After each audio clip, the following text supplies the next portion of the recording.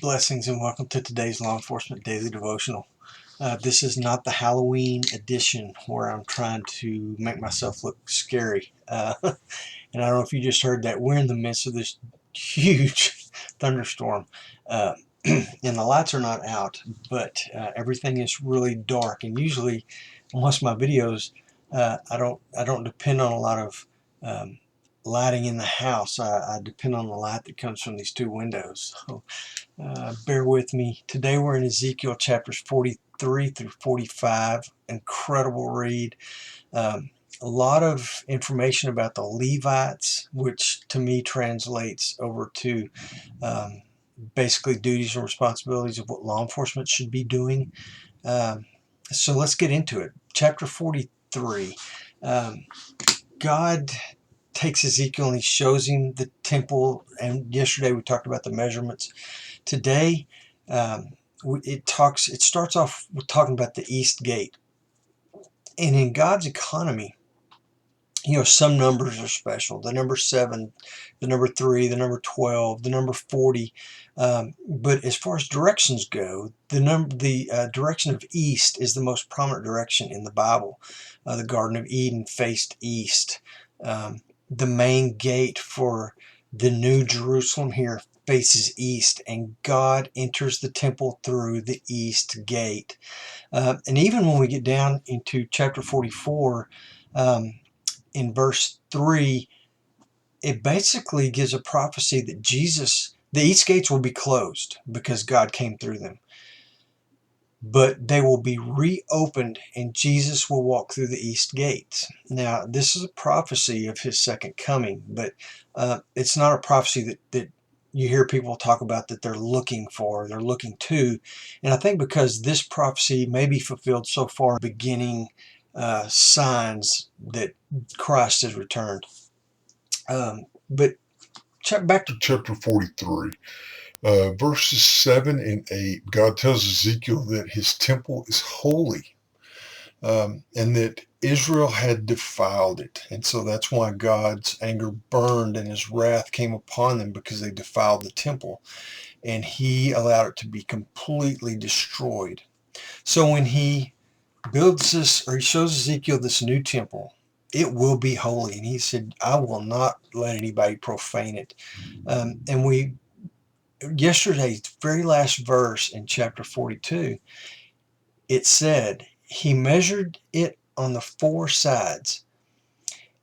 It had a wall all around the length, 500, and the length was 500 and the width 500, to divide the holy and the profane. Everything inside God's temple will be holy, and his feet will be planted in that temple. Then we see in chapter 43, verse 12, the design and how God has planned this out. And we talked about design and God yesterday and his plans. But when I was reading this today, it was really cool because I thought of Jesus in his first miracle when he was in Canaan. And his mom told him they'd run out of wine. His mom told him to go help them and to make new wine. And so Jesus did. And whenever I get to that lesson, I read that, I think, man, that must have been the most incredible wine ever made. Because man made wine, yeah, but Jesus made wine, the best ever, period. Perfect. So when I think about this design and this plan for this temple, this building was perfect and holy. Think of the grandest building you've ever seen or you've ever been to, and it can't compare with this temple that God has laid out. But cool thought. Then it gets into the line of Levitical priests from Zadok will minister before God in this temple. But God says, even though you Levites, you sinned and you will be punished for it, but I still have a duty, a ministry, and a responsibility for you to carry out in this temple. And he just starts listing a bunch of things. In chapter 44, verse 11, it says, they shall be ministers in my sanctuary, having oversight at the gates of the house and ministering in the house. So the Levites are going to be the guards at the gate. I mean, they're the law enforcement there, but they're all still doing their ministry duties inside. Chapter 44 verse 17, the Levites have a specific uniform that sets them apart from everybody else.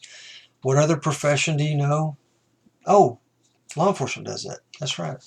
Um, and it's very specific about their uniforms. And they even have lockers, like a police locker room, where they're supposed to go in at the end of their shift and take this uniform off and leave it. And they're not supposed to go out in their uniform. It's to be worn while they're on duty only, not to just be worn casually around town. It's supposed to be kept neat and clean, like law enforcement uniforms are. In chapter 44, verse 21, there's no drinking on duty. Chapter 44:23, moreover, and I love this part, they shall teach my people the difference between holy and profane, and cause them to discern between unclean and the clean. Through our enforcement actions and discernment, whether or not we give this person a ticket or we let this one go because we think they've learned a lesson, our jobs are very similar. We are to teach people the rules and the laws, and sometimes the best way to teach that is by giving somebody a break and gaining voluntary compliance, as it were. Then chapter 44, verse 25, it says, in a dispute, it's still talking about the Levites, they shall make their stand to judge. They shall judge it according to my ordinances.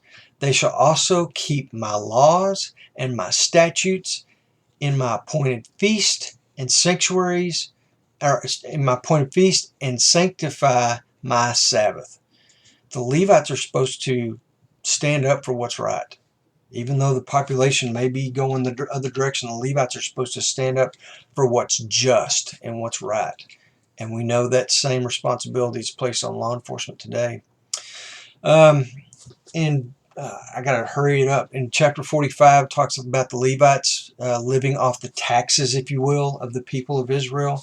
Even the land they live on is given to them as a portion for them to live on from the population. It's a taxed land. So great lesson today. I hope you had a chance to read it. There's some points that I'm not even going to get to today because there's so many left. Tomorrow we're in Ezekiel chapter 46 through 48. Hopefully it'll be a little bit more lit in here. But you guys, in the meantime, be safe.